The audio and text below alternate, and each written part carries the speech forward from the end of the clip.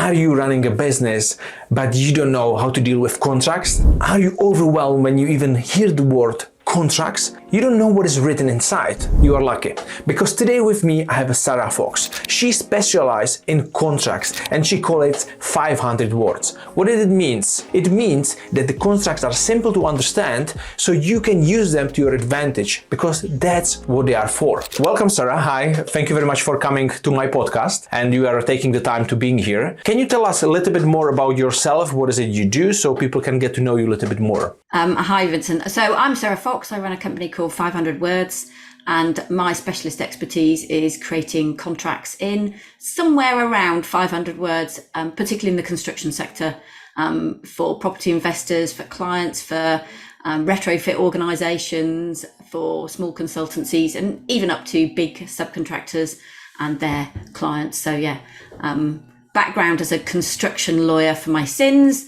but now very much focused on trying to help people to create contracts and contracting processes that really help them do business rather than get in the way of doing business.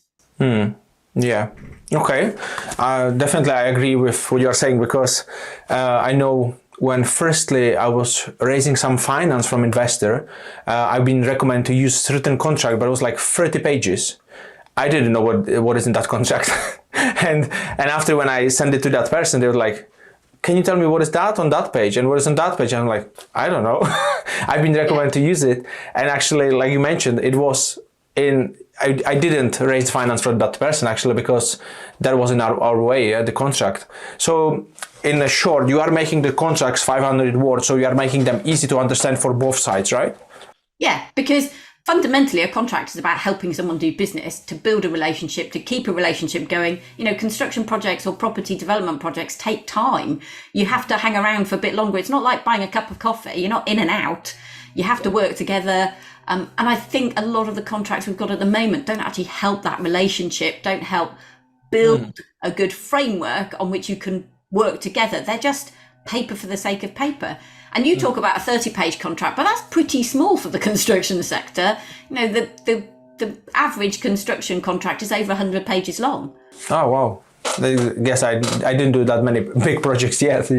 But yeah, okay, I see. And when it comes to, because I'm really intrigued about when you mentioned you are helping property investors, also because obviously I'm a property investor and a lot of my viewers are, you know, that is something which called like deal sourcing. People are looking for deals to find, and, you know, or different areas of where we need contracts for. And so do you also deal with that type of contracts, like for any really kind of industry in the property, or is it just the construction? So I don't deal with real estate contracts because that's a specialist area of expertise. So I will tend to deal with things related to the building works rather than the bits that you do in order to find a property and deal with investors. But, you know, generally speaking, I'm interested in making things easier for people. And I know that a lot of the contracts you were talking about, the 30-page contracts, people see that, they automatically add a premium because they think, I don't really understand it, so I'm putting a contingency for risk almost on my price because I'm not happy with the way things are going. So I think that's the wrong way to approach it. And particularly if you're investing in property and you're doing a lot of property development, you work with the same team of trades or specialists on a regular basis. You can put in place something called a framework agreement, which basically agrees the terms up front and then just says what works you want doing, the rates, how much you're going to pay them for each property. So, you know, there's ways of dealing with this, which is much less of an administrative burden, much less a barrier to doing business, and just allows you to kind of do your property development business the way that suits you.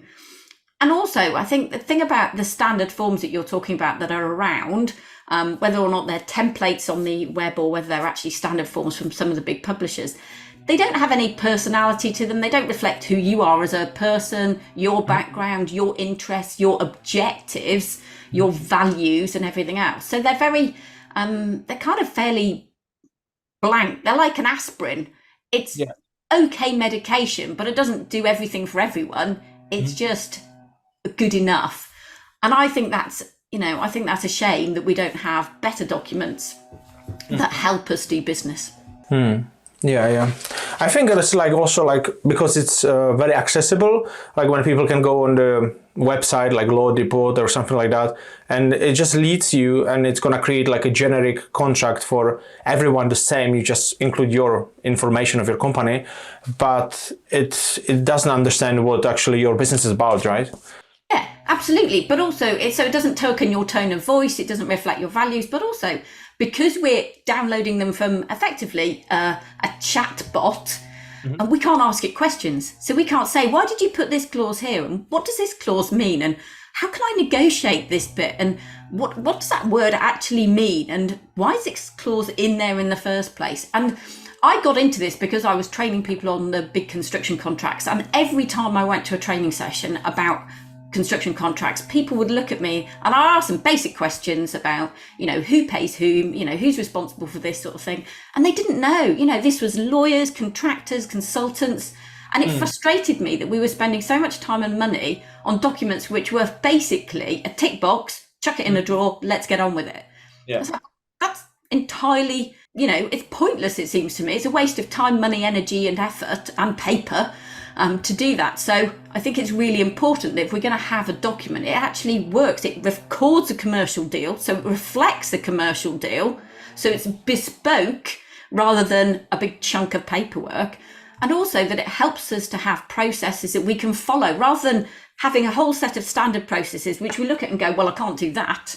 And I've done training with clients on big contracts and said, look, the process says you can do X, Y, and Z. They said, but we can't do that. Our internal systems won't allow us to do X, Y, or Z. So it's all very well that you put it in, but we can't actually do it as a business. And you think, well, hang on, why do we have documents that don't reflect the business processes as well as what the lawyers think? And there's just this kind of mismatch between what the businesses want to do, what the lawyers want the businesses to do, and what actually happens in practice, which means that the documents are becoming pretty much useless.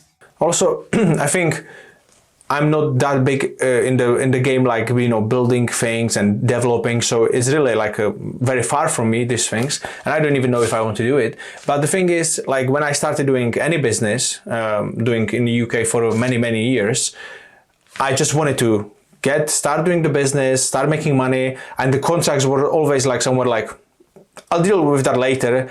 And the thing is, I never dealt. And the thing is, it was just postponing and just using someone else's contracts, which they passed me. It's like, yeah, this is good to use, but it's never like really yours, like your business related. And we have one business which we have like a service accommodation management company, and we use the contract which we've been recommended to use. But for quite a while now, I'm thinking like we need to change it. We need to do ours because we have certain terms, and sometimes the landlord gets back to us and it's like, yeah, I don't think I like this clause, what it says, that can we change it? And because I don't even know what it means, I'll be like, yeah, we can change it, no problem, because I don't even know what is in our contracts. Yeah And this is really common. And the other thing that we see a lot of, because the internet makes documents available all the time, and also friends will make them available, people pass as a contract saying, I've never had a problem with it. Now, that is not in itself a sign that that's a good contract. It's just a sign that they've never had a problem with their clients. That may be entirely irrespective of their contract. Yeah. So, you know what? The fact is, people give us documents and they tell us it's good to go, whereas it could, in fact, be a disaster waiting to happen. And we don't know. If you're running a business and you don't have a legal background, how can you rank? It's not like a car. We can get in a car, drive it, decide whether or not it's a decent car, but a contract, we don't have that sort of lived experience to know. So it's really difficult for small businesses and people who are just starting out in business to work out whether or not something that somebody's let them have as a sample or something they can take inspiration from or just copy is actually good for their business. And that's quite a dangerous thing, which is why with all my books, I provide samples and say, look, these are not perfect. They're all 500 words. And trust me, Vincent, 500 words is not the goal. 500 words is the starting point on which you build the bits that you want to add to reflect your business, your values, your objectives. But the idea was just to challenge the norm that 50,000 words was the right number. It's like a book. I just finished the book. It was 25, so I was like, oh, wow, it's a long. Yeah. Okay, and also. There's a lot of obviously people, they don't even know how we met. We met on the Professional Speaking Association during the summit. And you mentioned that you also help people who are speakers to create the contracts for them. Is that correct? Yeah, but because I'm a speaker and I created my own speaker contract, I was part of the a members page on Facebook for the Professional Speaking Association. And quite a lot of new people say, oh, I need a contract. Has anyone got one I could borrow or look at or, steal from?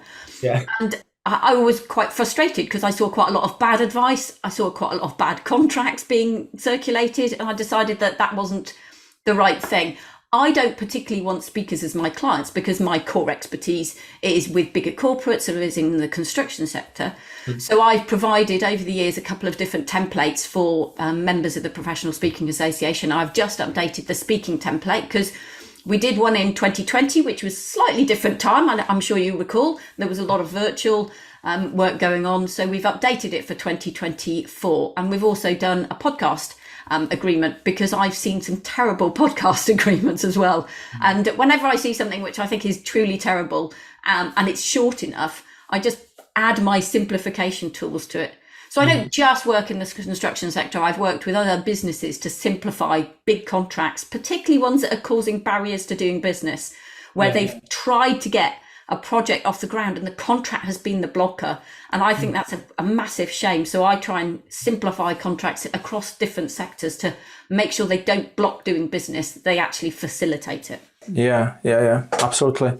Just from it's a little bit out of this topic of the speaking people, but I had the experience already a few times, but I just remember that we were raising some finance from one investor. He's supposed to send it to the solicitor, and they're supposed to deal with the contract. They're supposed to be like a personal guarantee and added things. But because the solicitor, they couldn't I don't know how that can happen, but I can see it very often in actually real estate world. They don't communicate well and it takes things ages. And basically because of that, we lost that property deal because the investor was waiting for 6 months with this money on his account to send it to us. And obviously he wanted money work for him. So we lost that deal, which would be a really good deal. So we lost that. And also there was another situation where, actually, I sourced some property to some client, and again, it was taking over more than 6 months because the solicitor couldn't deal with the contract. There were still some issues, and the deal just went away. Yeah, and it's interesting because the purpose of contracts is to help you do deals. I mean, we started having contracts in the UK about 150 years ago when the courts would actually enforce them, because before that they basically said. Agreements between two men of business, and they were always men of business in those days. The court said, we don't want to interfere with that. That's up to the men to decide what they're going to do. We don't want to interfere. They started interfering about 150, 170 years ago. And that's when we started to get a slightly more professional approach to contracting and getting them written down. And, we've had written contracts across the world for thousands and thousands of years, but we had them slightly more professional approaches, and solicitors started to get involved because once the courts are interested, then people think that solicitors should be interested or lawyers should be interested too. But the problem is we've kind of over-engineered the legal bit of these contracts, and they're now more focused on whether or not you've got rights and remedies if something goes wrong, rather than what happens to get the project going right. And that's why your solicitor is kind of effectively acting as a risk-averse barrier to your transaction, as opposed to just going, okay, the deal is this, we've written it out properly, we've added a few clauses which we think are absolutely necessary, because otherwise it didn't quite make sense. Do you want us to add anything more? If not, go away and take it. Because we know globally, there's about 0.001% of contracts end up in legal disputes. So that's a tiny, tiny proportion that end up in a legal dispute. So why have we focused too much on the legal enforcement bit and not on the deal making bit? And I want to get people to think about contracts as just a tool to help them do business, to do deals. There's a little bit of legal in, but the focus is on the commercial bit, not on what happens when things go wrong. Because if we can create better relationships, then when things do start to go a bit pear-shaped, we've got a good relationship on which we can make decisions and change it and, move forward.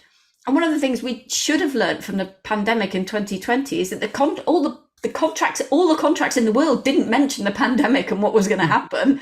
So that we had to go, the contract doesn't tell us what to do at this point. What are we going to do next? Why don't we act? Because we've got a good relationship. Why don't we just sit down and agree it like, the adults that we are running businesses? And I think the problem with the pandemic is it forced a lot of people to start putting clauses into their contracts to deal with if this happens again. And that's the wrong approach. It should have made us step back and go, hang on, this approach of loads and loads of words isn't working. What's the better approach for building relationships, doing deals? And that's where I want to get to. Yeah, absolutely. Yeah, I totally agree. We had, for example, just on that point, speaking with landlord, and we have renting his property, we are running a service accommodation, and we offered him increase every year of 5%. I was like, yeah, that's good. But he said like, yeah, but I don't know what's going to happen maybe in 3-4 years. Maybe the prices will go rapidly up and the 5% is not going to be enough. And I can say like, no, this is what we do. Or if I would have a solicitor to deal with that, maybe he would be like, no, it'll be too much of the risk. But the thing is, I want to get the deal over the line. I want to be making money now and not to be thinking what's going to happen in 3 years, really. And so we include in the contract, if the prices would go rapidly up and the rents would go up, we will deal with that accordingly. And we won't enforce this 5% increase in that particular matter. And so he's happy and he signed the deal, and we are obviously working together, but because we decided. But I know if that would be done with someone else, they could maybe say like, no, you need to protect yourself. So we would protect ourselves, but we wouldn't have a deal, right? Yeah. So, the problem is if you spend too much time to protect one side, which is, lawyers always effectively asked to work for one side, not both sides. If they spend too much time protecting one side, the client or the supplier, then that's obviously going to have an adverse effect on the other side. And the whole language of one side and the other side, or the opposition, shows that it seems more like a battle than it is coming together and working together. And I think that's a real danger, that we take a too one-sided approach. And I've worked with World Commerce and Contracting, which is a global contract and commercial management or trade association, effectively. And they were putting together some standard terms for buying and selling goods. And they had two different ones. I said, but why? If we want to create a fair, balanced middle ground, why do we need to make it pro-buyer or pro-seller? Why don't we just have it, terms that can be used for buying or selling, whichever party you are? Because they were fundamentally different in different, the same topic was dealt with so differently in each of these different sets of documents. And I said, that's not an approach that's going to work if we want to make things simpler and easier and quicker to agree. Because the more balanced a contract is, the quicker we can get it agreed. And that's got to be good for everyone. Then you don't get the 6 months of delay with your client and your solicitor. Because if it's balanced, there's less negotiation, you can get the deal done quicker. And actually, isn't that what we're meant to be doing? Helping you do deals quicker. Yeah, absolutely. Yeah. He just reminded me another example from that. When you are talking about it, there is a thing in the property or in real estate called lease option agreement, and there is not many solicitors they deal with that. And I've been recommended there is only 5, I think, companies in the whole UK they deal with that, unless you need to explain them what you want. So we approached them and we was like, this is what we want to do with this client. And they were like, okay, what are the head of terms? We told them everything, and they started dealing with that. And after they sent this 30-page document to these owners, which are, a little bit older, they are like not really fancy to reading any of those kind of contracts. They didn't even know what this lease option agreement is. When I explained them, I had to explain them in real people words, not the lease option agreements. And they agreed on that. And after, when they sent them the document, they were reading, and it's like, what is that? What is that? And we almost lost the deal because it was so confusing, and the solicitors, they couldn't get it over the line because the people, they didn't understand. So we said to the solicitor, okay, don't worry about that. We are not dealing with you. We drew our own lease option agreement, which was 2-page, so very simple. Probably is not as protective as theirs, but they signed and they know what they are having. So at least we have something, because otherwise we would just lost it again. Yeah. Well, it's a really important point you make. There's 2 points that you make that are really important. One is, a lot of contracts you read written by lawyers, you can't actually work out what the deal is. So it's not clear until you've got to the very end what the actual bare bones of the deal is. That should be obvious on the first page. It should be so important that we actually explain what the deal is in really simple terms in one table at the front, sort of thing. But the second thing is, you were talking about real people words, or real language, what's called plain language.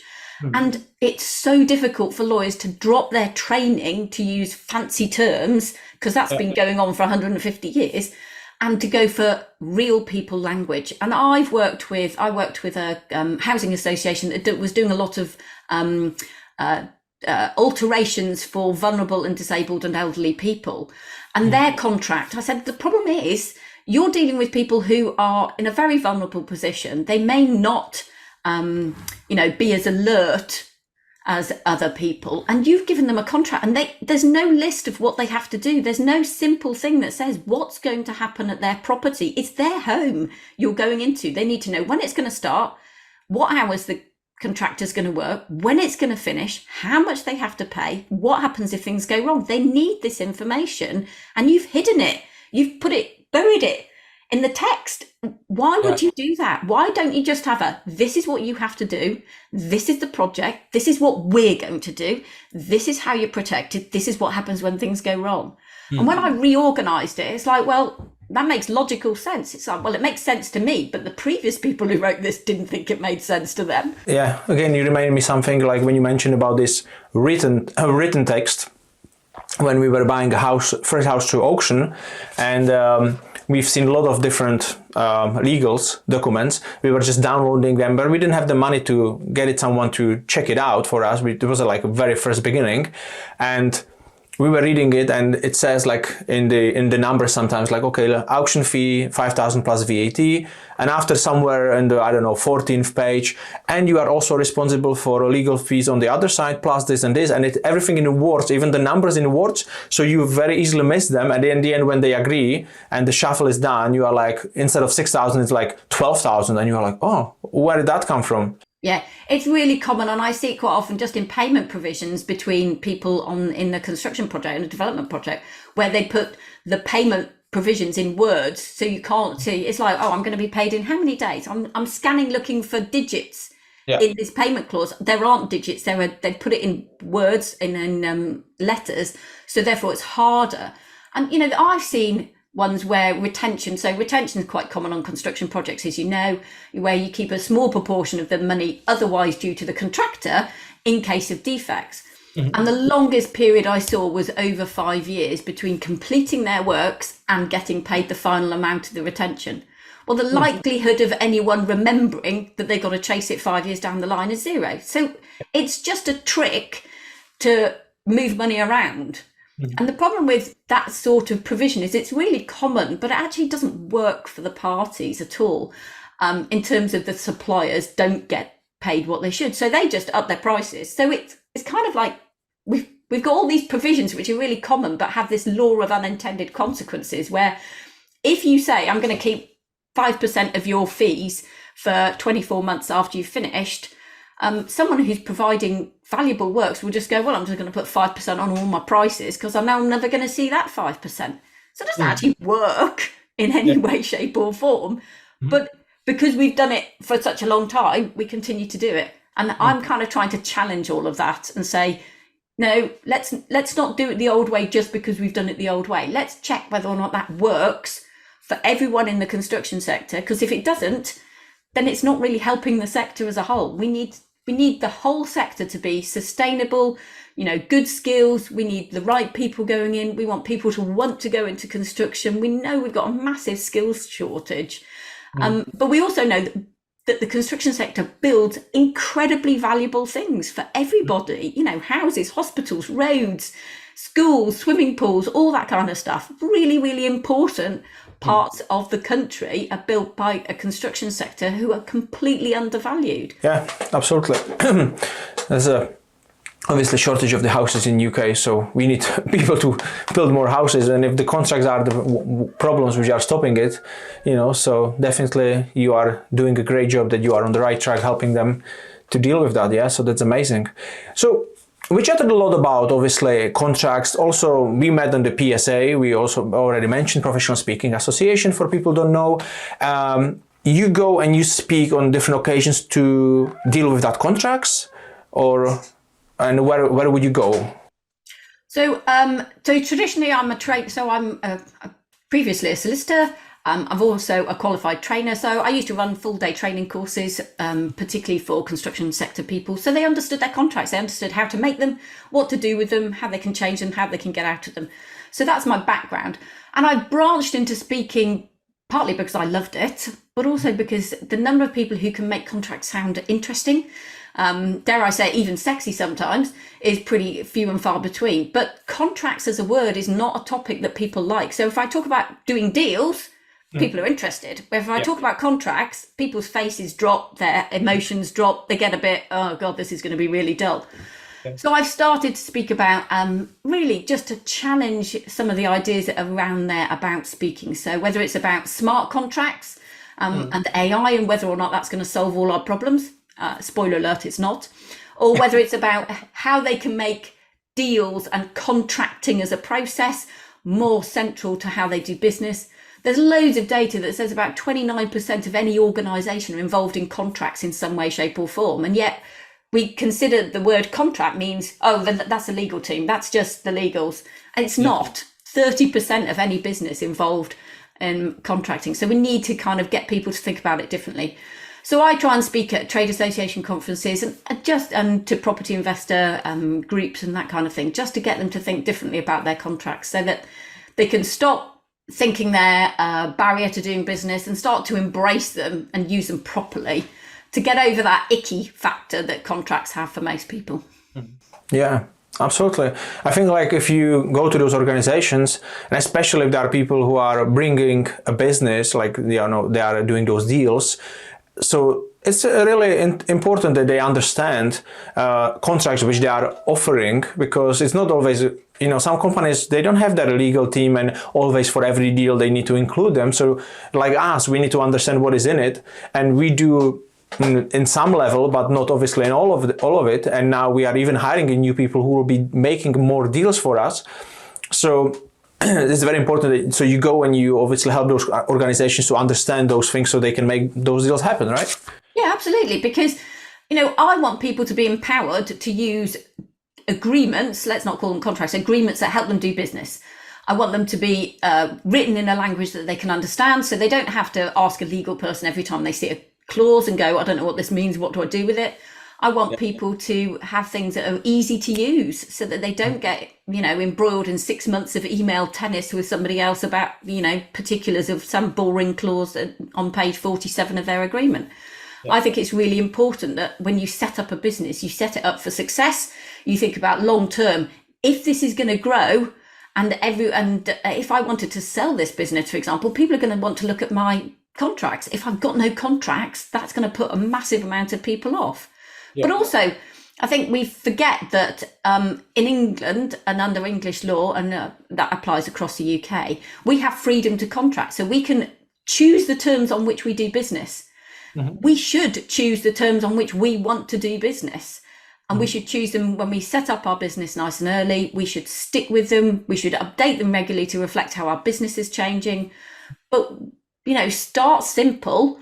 And then as your business grows, build the, suite of documents you might need. But start with something so that you begin to have control and enough about your business to be able to run it properly. It's a bit like at the beginning, you may do your own books when you've got a really small business. You may do your own spreadsheets and your own accounts, but eventually you'll get someone else to do them. But at least you knew what you were doing at the beginning. You knew where your profits were. You knew where your losses were. You knew what your issues were, your drains and all this kind of stuff. Same with contracts. Start simple. Start to understand enough.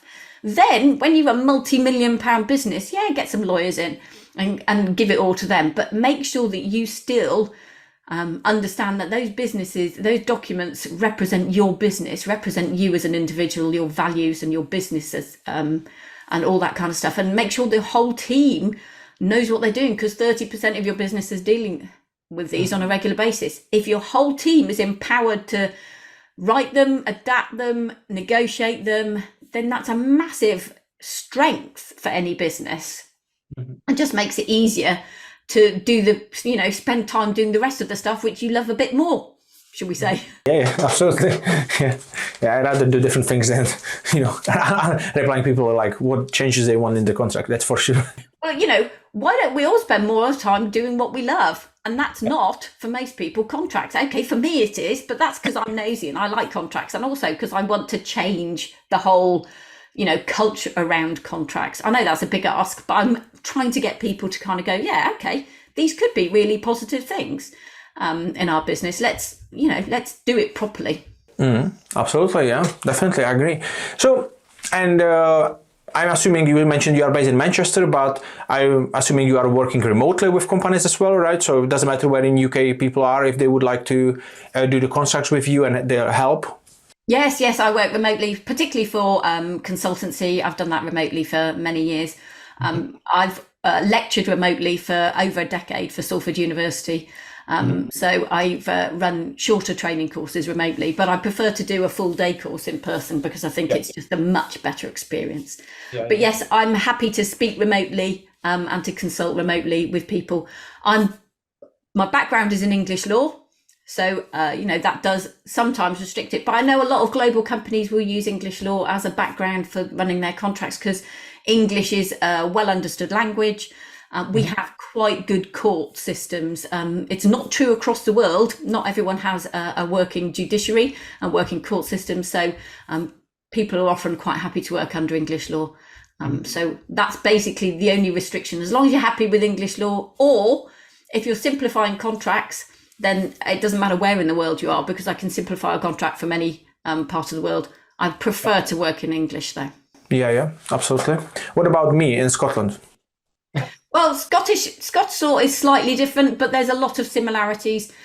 So I've done some work with the Federation of Master Builders.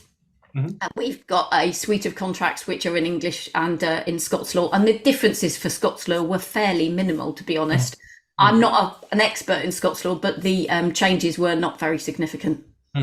Okay, amazing. So you mentioned us a lot about the contracts and what you are doing, but tell us a little bit more about yourself, because I for a fact know where you are going soon. So would you want to share?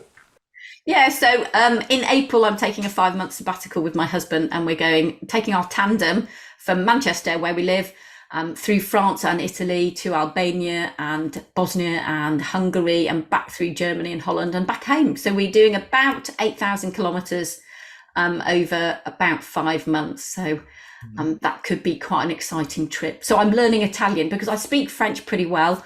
I'm learning Italian because Italy is the next country we're going to be in the longest. We're going to be in Italy for about 7 weeks. We're taking a very wiggly route around Italy.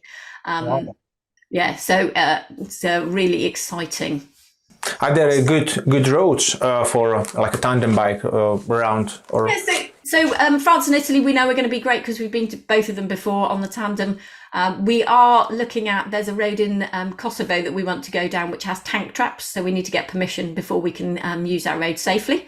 But I was thinking potholes might be what we experience by way of barriers, but tank traps wasn't quite on my list. We'll see. So it'd be interesting. There's not so much of a culture of cycling in quite a lot of the Balkan countries. So it'll be interesting to see, and it'll be getting quite hot by the time we're there. So that'll be sort of June, July, because originally we were going to go and cycle to Istanbul, but there were a couple of problems. One is that it was going to get too hot towards the end of the trip, but also because a tandem you can't put on a plane or on a train. So getting the tandem home was going to be very difficult. And somebody said we could sell it. We said, well, we've owned this tandem for 25 years. Oh, wow. That'd be like selling a child. We're not doing it. So it's So how are you getting the tandem back home? We're cycling all the way back now. All the way back, yeah. Yeah. So it'll be a circular tour. And are you sleeping in service accommodations, tents? So we'll be staying in accommodation. So sometimes with friends, sometimes with connections I know. So if anyone's over there and wants to offer us a bed for the night, we're more than happy to accept offers.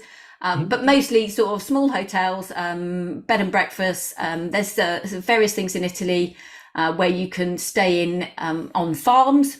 and in refugios and stuff like that. So a variety of different accommodation. We'll probably book it a couple of 2 or 3 nights in advance, because although we planned a route, we know that no plan survives, the first experience of getting on your bike and having a snow day, for example, surprisingly in April. So we'll see how things go. We've got a couple of points that we actually have to be in a specific place by a specific date. But other than that, we're pretty much able to go where we like, when we like. And I'll be on the spot I'll be looking out for how other countries do contracts when we turn up at hotels to see what we're asked to sign. And whether or not it'll be in English and stuff like that. So I'll come back with plenty of stories from my keynotes about how people have treated us in different parts of the world. Yeah. Are you planning to take obviously you have phone, so you're taking the photos of the contracts when you're signing. So obviously you have the documents and you can share the story, like this was good, this was. Yeah, maybe so. So I'm taking a proper camera as well as a phone, but we're not taking any other technology because we want it to be a proper break, and also because bikes are not always the most secure place to leave things. So we want to be sure that we don't make it easy for people. Awesome. So it's very nice to see that you are combining obviously your contracts, your speaking career, you're helping people in construction and dealing with contracts, but also, managing to take time off, like 5 months. It's a lot of good time off. It's amazing, because I can see a lot of people, they are just focusing on one thing and they are not able to balance their life. So it's very important. I believe. Yeah, it started as a joke. We can't even remember when, but we said when the kids were all grown up and had left home, and the youngest went to university last year, and he when we said, we might, take some time off, is that okay? He was fine until we said we were going to switch the freezer off, at which point he got quite concerned. I think, to be honest, as long as we keep the Wi-Fi going, they'll be fine. Yeah, absolutely. Okay. Perfect. Yeah. So I think you shared a lot today. So I'm very thankful for you being here today. And I'll just ask you one last thing. If there will be, I don't know, someone starting business or already in a business and, I don't know, trying to scale it, will be one, I don't know, tip or advice, what would you give them, regards whatever you want to say? I'd say that even if you've started a business or scaling a business, just remember you have control over what you write in the agreements you share with your clients and with your suppliers. Make sure you think it reflects you properly and doesn't do you a disservice. So don't be led by other people into long, complex documents which are one-sided and everything else. If you don't work like that, if you're a collaborative, friendly, open person, then use your agreements to continue to build collaborative, friendly relationships with your clients and your suppliers. Make sure that you stay center stage, not the legals. Thank you very much, Sarah, and it was very nice having you. You're welcome.